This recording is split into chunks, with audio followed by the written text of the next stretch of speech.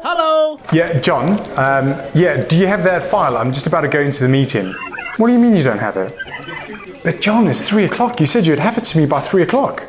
Oh, John, what happened? Oh, okay. Yeah. Yeah.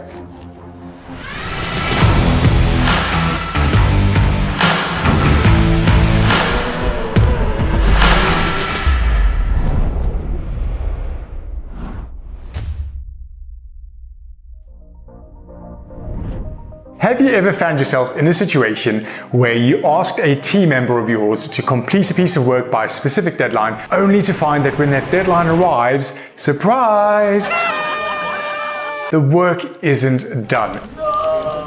And to make matters even worse, you don't get the work, but what you do get is a whole bunch of excuses.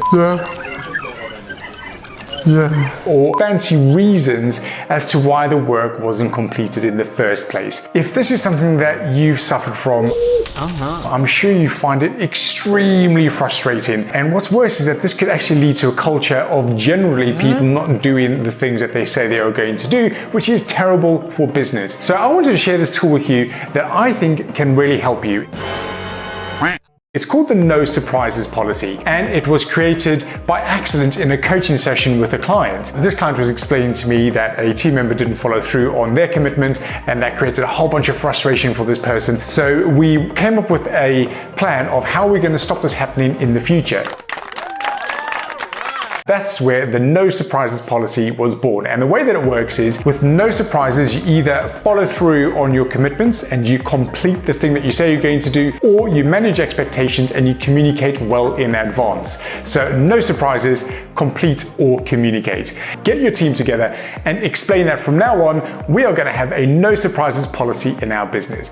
And what that means is that if you make a commitment, which is essentially an agreement to complete something by a specific deadline, that you expect them to follow through on their promises. However, if they are unable to, then what they need to do is communicate well in advance and manage your expectations and frame up that there's a risk that they might not be able to do the piece of work. That way, you are in a position where, as the line manager or as the leader of the business, you can make the decision as to whether the thing that you've asked to be done should be prioritized, or if there genuinely should be something else that gets prioritized. I think that people keeping their commitments, people following through on their promises, or people taking personal responsibility to manage expectations is one of the key ingredients to having a high performance team. So enjoy the application. If you like this video and you like the concepts that I've shared with you today, then please like and share, and I will see you next week on Mind Your Own Business.